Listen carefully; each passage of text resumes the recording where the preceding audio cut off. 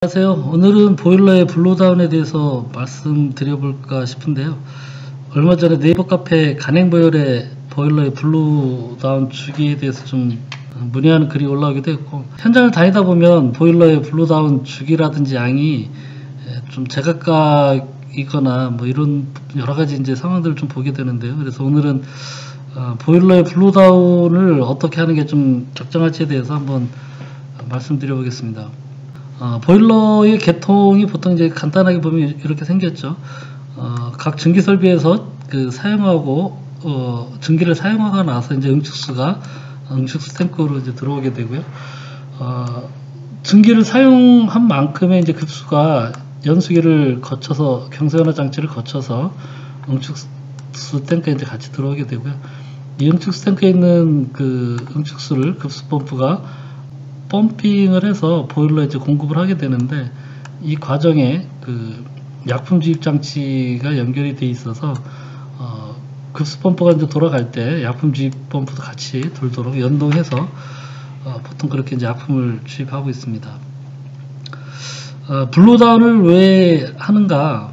블로다운은 일단 물을 불어서 보일러 안에 있는 물을 불어서 밖으로 내려 버린다라는 그런 의미죠. 노통연관 보일러든 관료 보일러든 증기 보일러가 이제 내부에 보일러 수를 저장을 하고 있는데, 이 물이 이제 더러워지면 물을 깨끗한 물로 바꿔야 되기 때문에 이 안에 있는 물을 밖으로 이제 버리게 되고요. 그만큼 버린 만큼 이제 응축수 탱크에 있는 깨끗한 물이 이제 공급이 되게 되겠죠. 이 블로다운을 하는 이유는 내부에 이제 물이 더럽기 때문에 그런데요. 그럼 더러운 게 이제 어떤 상황이냐? 일단 이제 수처리 약품이 들어가니까 수처리 약품에 의해서 뭐 어떤 그 반응 생성물들이 생길 거예요. 예를 들어 이제 부식 억제제 같은 게 이제 들어가면 부식 성분들이 이 약품과 반응을 해서 뭔가 이제 생성물이 생기겠죠. 그 부식물들이 보일러에 수관이나 동체 이런 데 붙지 않고 그 물 속에서 이제 그 약품의 그 부식억제 성분과 결합을 해서 이제 떠다니게 되거나 또는 이제 가라앉게 되거나 뭐 이렇게 될 텐데요. 어쨌든 수처리 약품의 그 반응의 결과로 생기는 어떤 물질들이 좀 있을 거고요. 그 다음에 이제 보일러에 약품이 그 물과 섞여서 이제 급수와 섞여서 들어가게 되는데, 증기 보일러니까 물은 증발해서 나가죠. 공급이 되고 품이 대부분이 이 보일러 안에 좀 남게 돼요. 뭐 일부 약품들이 좀 나간다는 그런 뭐 이야기도 있지만, 어쨌든 원리적으로 보면 보일러에서 이제 물이 끓으면 끓은 물은 이제 증류수죠. 증류수, 깨끗한 물. 그래서 그냥 순수한 증기는 이제 나가게 되고, 상당수의 약품들이 이제 보일러 안에 약품만 계속 남게 되니까 농축이 되게 돼요. 보일러 안에 약품이 많게 되면 그 약품들로 인해서 이제 좋지 않은 어떤 결과들이 좀 나오게 되겠죠.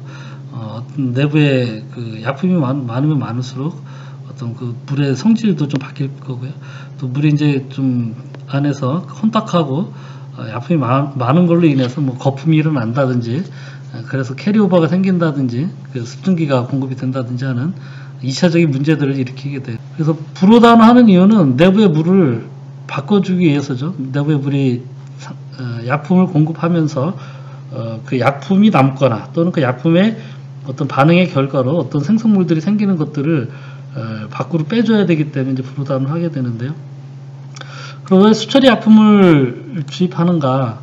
보일러 용수 중에 이제 칼슘이라든지 마그네슘, 나트륨, 칼륨, 실리카 이런 그 어떤 성분들이 있거나 또는 용존산소, 물속에 공기가 들어가 있어서 그 안에는 산소가 있으면 나중에 이제 부식을 유발하죠.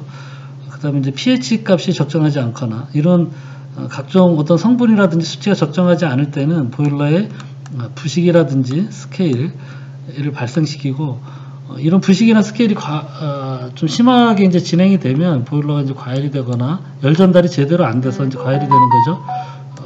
또는 이제 파열 사고를 유발시킬 수가 있죠. 그리고 또 운전 중에 캐리오버 같은 현상들이 좀 발생하면서 보일러의 열 효율을 저하시키거나 또는 증기의 질을 떨어뜨리고, 그래서 장기적으로는 보일러뿐만 아니라 주변 그 배관 설비의 수명까지도 이제 단축시킬 수 있는 그런 원인이 되기도 하니까 이런 부분들을 이제 처리하기 위해서 약품을 넣는데, 여기서 이제 칼슘이나 마그네슘은 대부분 경수연화 장치에서 이제 제거가 된 상태로 들어가죠.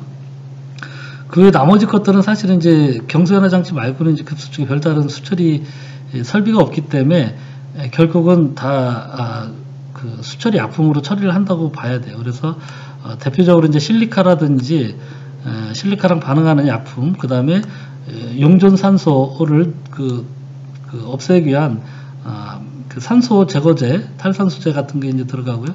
또 이런 약품이나 뭔가 들어가면 pH의 그 성질이 좀 바뀔 텐데, 그뿐만 아니라 이제 보일러에 대한 수질에 대한 기준이 있어요. KS에. 여기에도 보면 이제 pH 기준이 나와 있죠. pH가 이제 11 정도 그 내외인데, 그래서 저런 적정한 pH 값을 맞추기 위해서는 또 pH 조절하는 pH 조절제 같은 게 들어가야 되겠죠.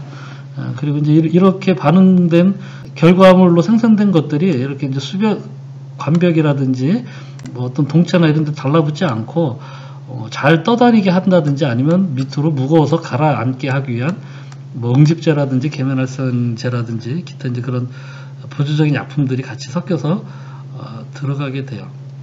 그래서 이제 이런 보일러에 대한 수질 기준이 나와 있는데, 이 기준들을 우리가 현장에서 다 이렇게 측정하거나 관리하기는 조금 어렵죠. 육안으로 확인해서 할 수 있는 사항들이 아니니까 주기적으로 수질 검사를 하는 게 좀 필요한 상황이고요.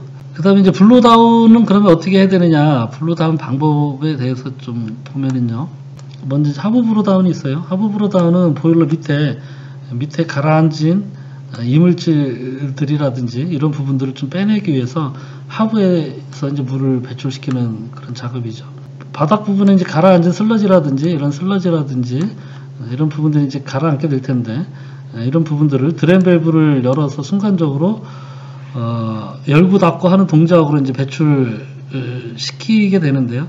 하부 블로다운 쪽에 보면 반드시 요 레버식 밸브가 있어요. 이렇게 이제 여기 그 글로브 밸브가 있음에도 불구하고 뒤에 이중으로 볼 밸브라든지 아니면 레버 타입의 밸브가 있는데, 레버 타입의 밸브가 있는 이유는 순간적으로 물을 확 열어서 밑에 가라앉은 찌꺼기가 이 그 퇴수구 쪽으로 유속에 의해서 이제 쏠려 오도록 해서 바닥에 가라앉은 슬러지라든지 이물질을 버리라는 취지죠. 이 밸브를 돌려서 열면 한참 시간이 걸리겠죠.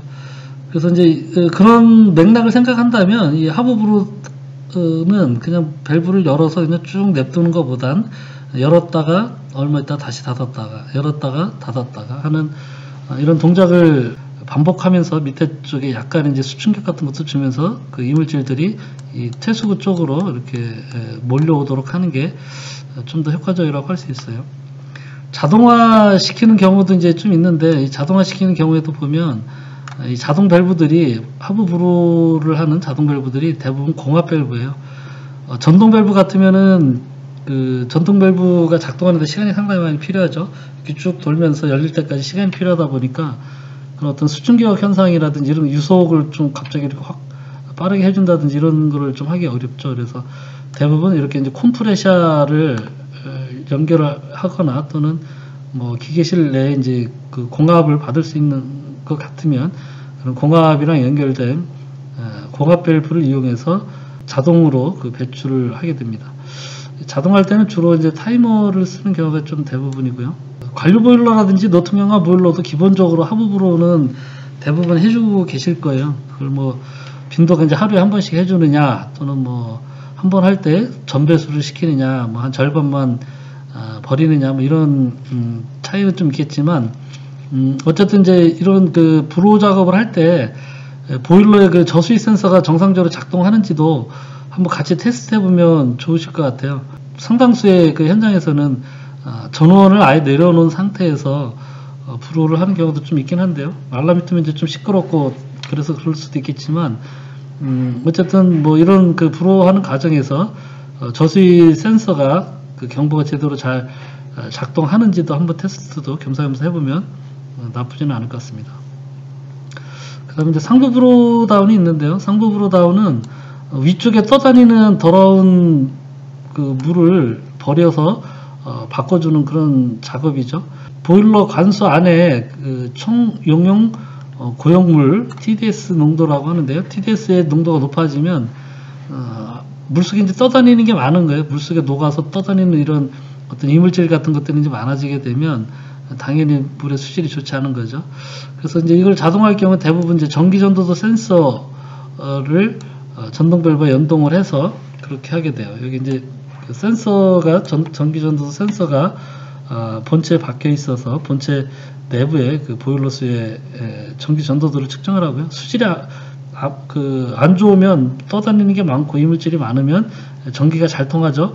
물이 깨끗하면 전기가 완전한 증류소나 순수는 전기가 잘 안 통하죠. 그래서 그런 그 전기 전도의 값에 따라서 수질이 안 좋을 때 설정값 그 이상으로 올라가게 되면 전동 밸브를 열어서 그 물을 빼주게 돼요.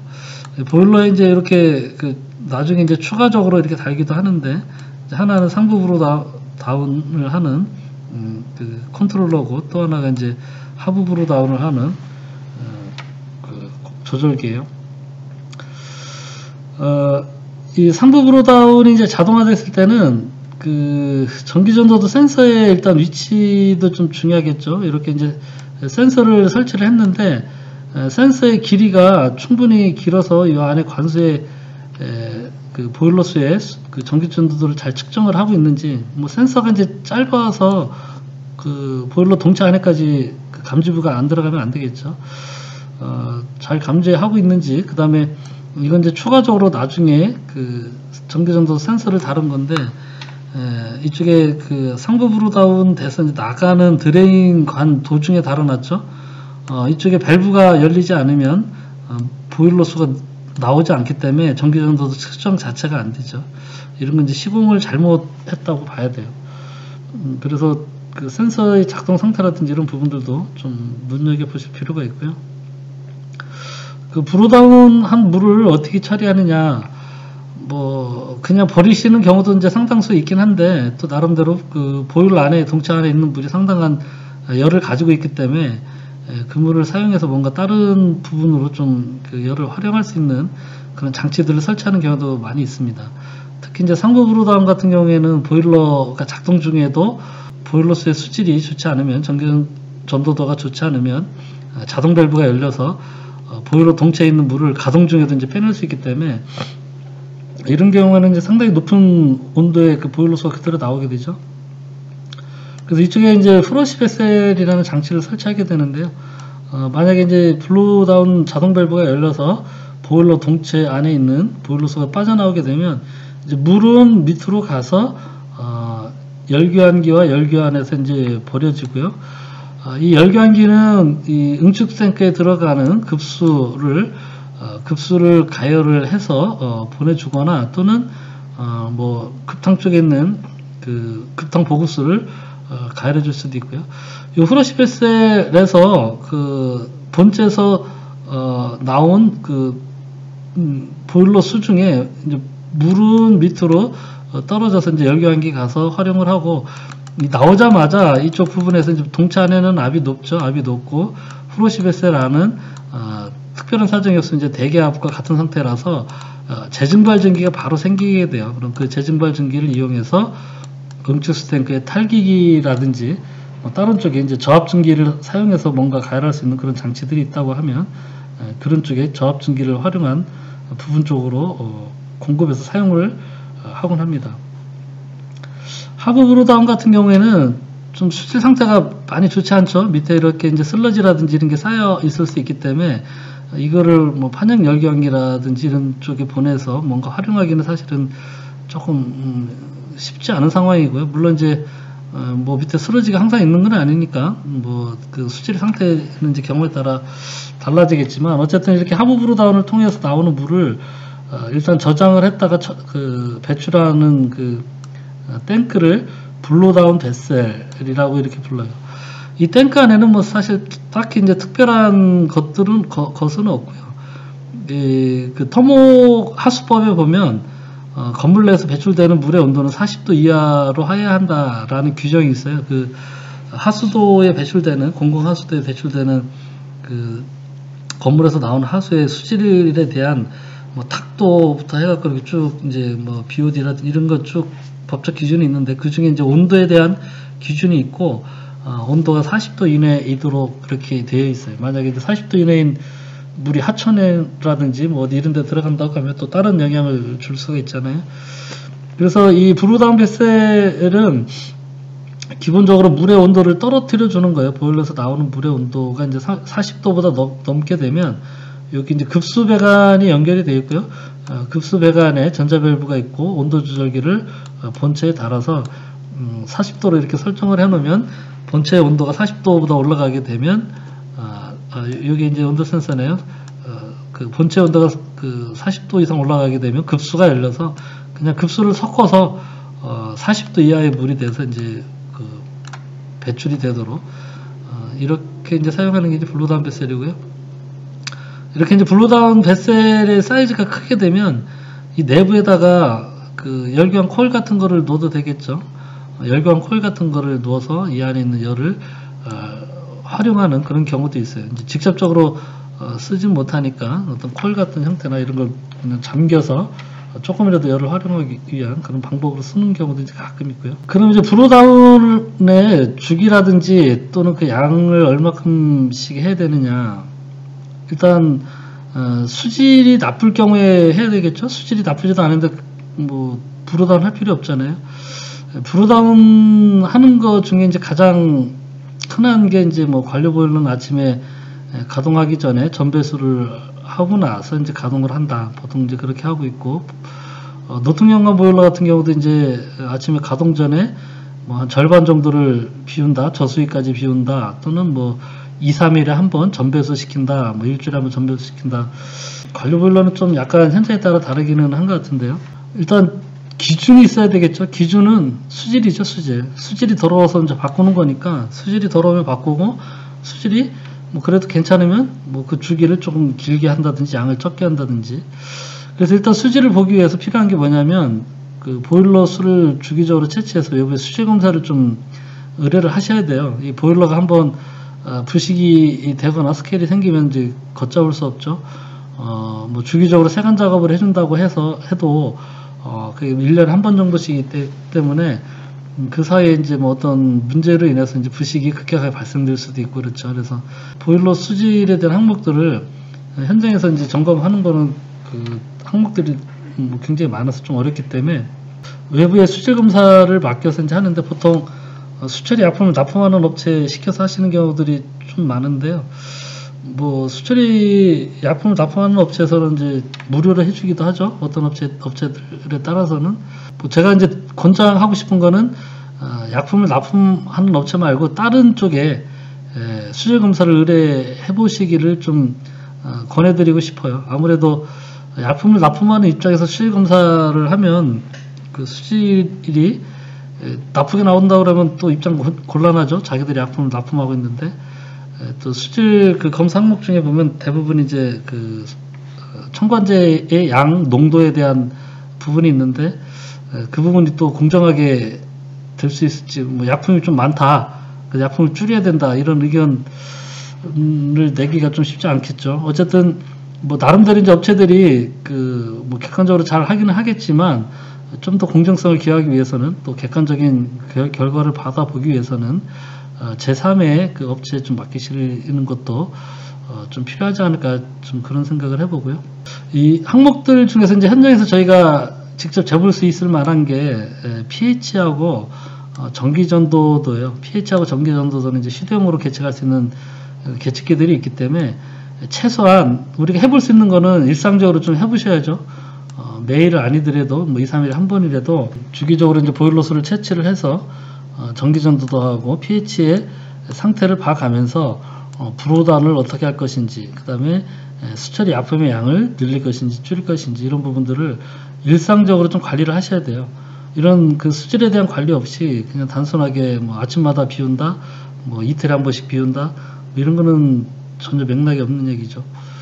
그 저희도 이제 가끔 성능점검 나가서 그 겨울에 이제 난방 성능점검 할 때 이렇게 이제 그 보일러 수나 이런 것들을 채취를 해와서 저희가 이제 그 저희 계측기 중에 전기전도도하고 pH 측정하는 장비가 있어요. 성능점검 그 등록 하기 위한 그 장비 중에 이제 수질 검사 측정 장비가 있는데, 이 전기전도도하고 pH 측정을 이렇게 해서 이제 보고서에 저희가 이제 실어드리기도 하는데, 이 장비가 별로 비싸지 않아요. 10만원, 16만원 뭐 그 언저리이기 때문에 충분히 구매할 만하죠. 그 약품 구입하시면서 약품 한 두세 통 빼고 이거 하나 좀 넣어달라 이번 달에, 뭐 그렇게 해서 이제 융통성 있게 처리를 하실 수도 있고, 이거는 이제 알리익스프레스에 보니까 중국산 제품 중에 이제 전기전도도하고 pH 측정이 같이 되는 이런 연필 타입의 제품이 있더라고요. 가격이 15,000원 정도 돼요. 제가 이게 잘 되는가 궁금해서 한번 사봤어요. 사서 저희들 거랑 이렇게 비교를 해봤더니 나름대로 잘 맞아요. 잘 맞고 저희가 꽤 많이 이제 여러 개 현장을 이렇게 비교 삼아 좀 해봤는데 나쁘지 않습니다. 그래서 뭐 이게 좀 부담스럽다면 이거 전혀 부담스럽지 않은 가격이죠. 이렇게 하셔도 되고, pH 같은 경우는 뭐 문방구에서 이렇게 이제 뭐 사다가 하셔도 전혀 이제 이런 부분들을 안 하시는 경우가 굉장히 많아요. 이게 뭐 엄청 어려운 일이거나 이렇지는 않은데 좀 이런 부분들에 대한 기본적인 좀 관리가 좀 필요하다라는 차원에서 좀 말씀드리고요. 수처리 그 약품이 들어가니까 이제 결국 블로다운을 하는 거잖아요. 그럼 수처리 약품의 그 양을 조절은 잘 하고 계시는가? 제가 예전에도 이제 그 수처리 약품 잘 넣고 있냐라는 동영상을 한참 전에 좀 올렸던 적이 있는데, 저희가 이제 다니면서 이제 물어봐요. 그 이런 약품주 입장체의 설정 값들을 보면 지금 이런 거 같은 경우도 거의 끝까지 제껴놨죠. 좀 높게 돼 있는 경우도 꽤 많고요. 어떤 데는 또 너무 낮게 돼 있는 경우도 있고, 물어보죠. 이걸 어떻게 설정해놓고 쓰고 계시는 거예요? 라고 물어보면 거의 대부분의 답이 둘 중에 하나예요. 제일 많은 답은 잘 모르겠는데요. 약품업체가 와서 설정해준 대로 쓰고 있는데요. 두 번째 답은 전 잘 모르겠는데요. 앞에 선임 때부터 이렇게 해와서. 대체적으로 답이 이 두 가지 경우가 굉장히 좀 많고요. 이걸 조절할 수가 없죠. 왜냐하면 수질이 어떤지를 체크를 안 하고 계시니까. 저걸 느리고 줄이고 할 만한 근거가 없는 거죠. 약품이 많이 들어가는지 적게 들어가는지 그걸로 인해서 어떤 수질의 변화가 있는지를 체크를 안 하고 계시기 때문에 이거를 조절할 수가 없는 거죠. 그냥 업체가 해놓은 대로 쓸 수밖에 없는 그런 상황인데, 그래서 반드시 이 전기전도도라든지 pH라든지 최소한의 수치들 같은 경우 이제 일상적으로 보고요. 다른 어떤 수치들이 흔들리면 이런 수치들도 이제 같이 흔들리니까 주기적으로 이제 수질 검사를 외부에 의뢰하는 것뿐만 아니라 자체적으로 일상적으로 이런 부분들을 좀 하셔야 되고요. 그 다음에 이제 또 하나 좀 고려해야 될 만한 부분이 응축수의 재이용률이 높으냐 낮으냐에 따라서도 약품 투입량을 좀 조절을 해야 된다라고 저는 생각을 해요. 이건 저 뒤에서 좀 말씀드리고요. 그 다음에 이제 이 약품을 넣을 때 또 중요한 게 약품의 성분이라든지 기능, 농도, 이런 부분들도 좀 필요하죠. 어떤 약품은 농도가 진한 약품일 수도 있고, 약한 약품일 수도 있고, 또는 어떤 성분들이 있는지, 우리 보일러에 들어가는 건데 이제 어떤 성분이 들어가는지는 알고 계셔야 되잖아요. 그래서 이런 부분들에 대한 것도 관리가 생각보다 상당히 좀 안 되고 계시더라고요. 예를 들자면 이제 이런 거였어요. 가서 이제 봤더니 뭐 이런 거는 지금 보면 용도도 굉장히 많죠. pH 조절, 부식 및 스케일 억제, 용존산소 제거, 뭐 그리고 이제 여기 성분 같은 것도 이제 잘 표시되고, 이건 메이커에서 이제 잘 만들었던 약품인데, 이제 보일러 업체 관리하시는 분이 좀 와서 그러는 거예요. 이 약품이 좀 잘 효과가 없는 것 같아서 다른 약품을 좀 바꿔보겠다라고 해서 이제 가져온 약품이 이 약품이에요. 인삼염만 달랑 들어가 있는 3%짜리 제품이에요. 그러니까 약품도 이제 종류가 많죠. 뭐 이런 것 같은 경우도 뭐 여기 이제 외 기타 약품 혼합 뭐 이렇게 돼 있고, 세부적인 어떤 성분이라든지 뭐 이 약품이 어떤 거를 하고 있는지에 대해서 좀 상세하게 나와 있는 자료가 없어요. 예를 들어 다들 이제 복합 첨가제라고 해서 이제 뭐 이거 넣으면 다 될 것처럼 생각을 하시지만, 실제 실리카를 처리할 수 있는 약품이 들어가 있는지, 탈산소제 같은 게 들어가 있는지, pH 조절제가 들어가 있는지, 이런 것들을 좀 따져볼 필요가 있다는 거죠. 단순하게 그냥 부식억제제, 인산염이나 질산염 계열의 부식억제제만 들어가 있는 것 뿐만 아니라 그 외에 이제 경수연화 장치에서 처리하지 못했던 나머지 부분들에 대해서 처리할 수 있는 그런 약품들이 당연히 더 좋겠죠. 복합적인 그 기능과 효능을 가지고 있는. 그럼 어떻게 되겠어요? 가격이 좀 비싸지겠죠.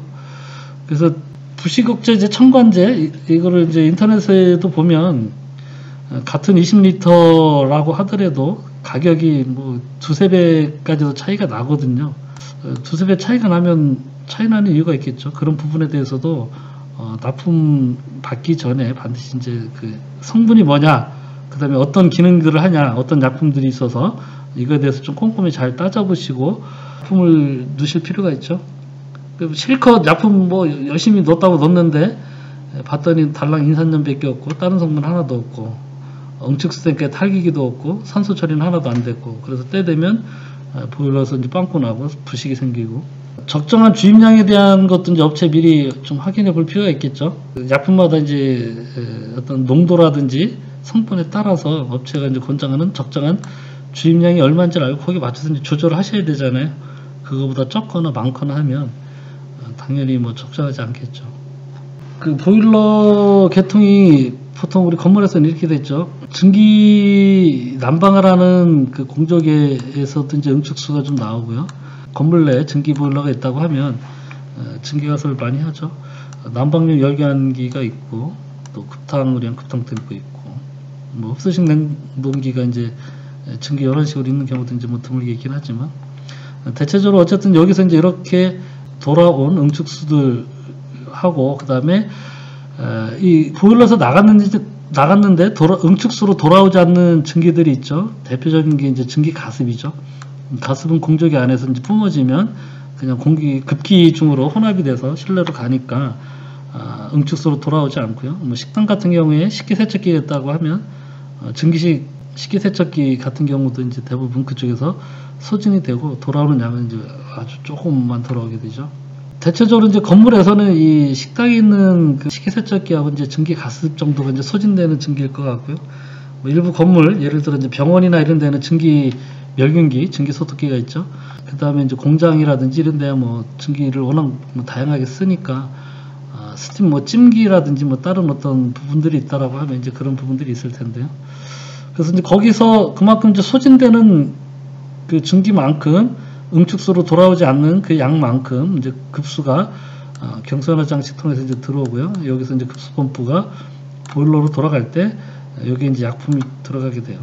이 약품은 이제 물 속에 있는 그런 어떤 부식 성분, 스케일 성분 이런 것들을 처리를 하고, 또 보일러 안에 보일러수의 pH를 10일 좀 넘게 유지하기 위한 그 pH 조절제, 이게 이제 기본적인 기능인데, 그렇다면 이 맨 처음에 이제 물을 이렇게 보일러에 딱 세팅을 하게 되면, 약품을 섞어서 이제 세팅을 해놓게 되면 그 다음에 필요한 약품의 양은 저는 요 급수 보충되는 양에 크게 좌우된다라고 봐요.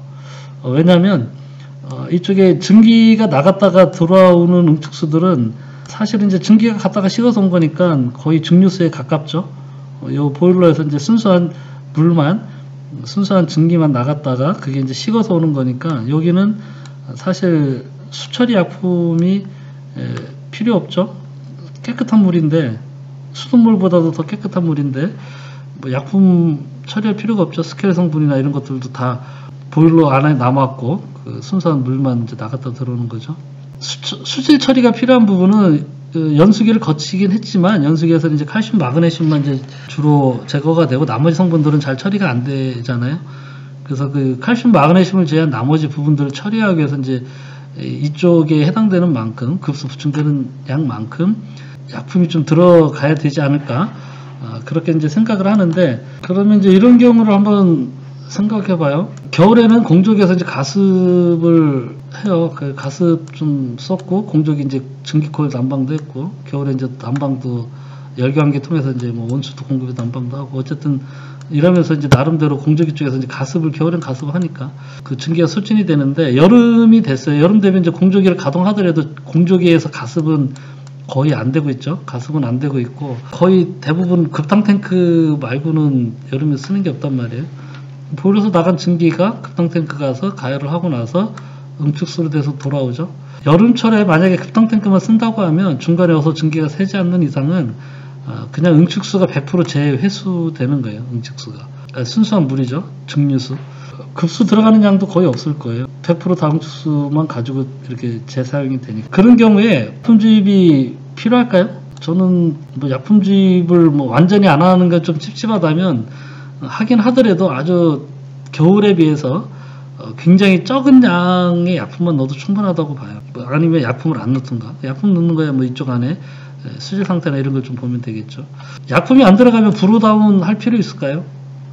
약품이 안 들어가는데 약품이 농축되고 그 약품으로 인한 생성물들 더러운 것들이 떠다니거나 가라앉는 걸 빼주기 위해서 이제 브로다운을 하는 건데, 약품을 안 넣으면 브로다운도 필요 없겠죠.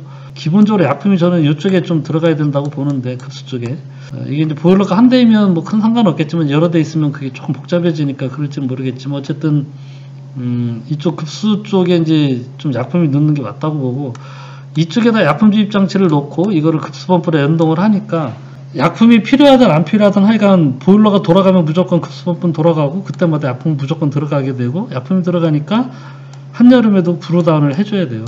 이쪽에 급수 쪽에 매다기가 하나 좀 있어야 되겠죠. 급수 매타기가 있어서 계절에 따라 들어가는 급수량이 아주 현저히 많이 차이가 날 거예요. 여름에는 급탕탱크밖에 사용 안 하기 때문에 딴 데서 새지 않는 이상은 거의 급수가 안 들어갈 수도 있잖아요.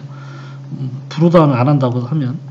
그리고 이제 가끔 그런 경우도 봐요. 저희가 이제 어디 성능점 가서 그 약품을 안 쓰는 경우가 있어요. 수처리 약품을 안 넣는 경우가. 건물 쪽에서는 이제 병원 같은 경우는 증기 소독기 쪽으로 가서 이게 이제 또 환자 몸에 접촉이 되기 때문에 이 증기에서 이제 어떤 약품이 또 일부 딸려 나가거나 이러면 그런 부분들에 대해서 이제 문제 의식들이 좀 있어서 약품을 안 넣는 경우도 있어요. 그 다음에 식품 공장 같은 경우도 안 넣는 경우가 꽤 있어요. 물론 이제 식품용 첨가제가 있죠. 사람이 음용이 가능한 첨가제가 있긴 한데, 뭐 그것도 이제 어쨌든 돈도 들지만 굳이 그냥 가서 다 소진돼서 버리게 되면 어떤 찜이라든지 가열이라든지 뭐 이런 걸 해서 다 스팀이 버려지고 응축수가 돌아오지 않으니까, 응축수가 돌아오지도 않고 계속해서 급수만 들어가고, 어쨌든 약품이 또 음식에 들어가는 게 이제 좀 찝찝하죠. 그래서 그런데 식품 공장 같은 경우도 약품을 안 넣는 경우가 종종 있거든요. 약품을 주입하지 않는데 브루를 열심히 또 하고 계시는 경우가 있어요. 그래서 물어봐요. 왜 약품도 안 넣고 안에 수질도 그러면 깨끗한 물 들어가서 그냥 그대로 끓여서 그냥 그대로 나가서 없어지는데 굳이 왜 브루다운을 해주냐. 계속해서 깨끗한 물이 계속해서 들어가고 있는 건데. 오늘은 그 브로다운하고 보일러 이제 약품 넣는 것에 대해서 좀 말씀드려봤는데, 하여간 중요한 거는 기준이에요. 기준. 왜 브로를 하는지, 왜 약품을 넣는지, 그 약품을 넣는 양이나 기준은 뭘로 해야 될지, 또 보일러 수를 버리는 그 브로는 어떤 기준으로 뭘 보고서 그 브로의 주기라든지 양을 조절할지, 이런 거에 대해서 이제 본인이 어떤 항목 가지고 어떻게 관리할 건지에 대한 계획이 좀 필요하죠. 그런 거 없이 그냥 단순하게 아침에 돌리기 전에 전배수 시키고 가동시키고 한다. 잘못된 걸 수도 있어요. 그래서 하여간 본인들의 그 보일러 운전이나 전기 설비 상황에 맞춰서 전기 보일러 같은 경우 계절마다 좀 조절이 필요하다고 봐요. 그래서 그런 부분들에 대해서 좀 생각해 보시고 뭔가 대처하시 나갔으면 좋겠습니다. 네, 이상 마치겠습니다.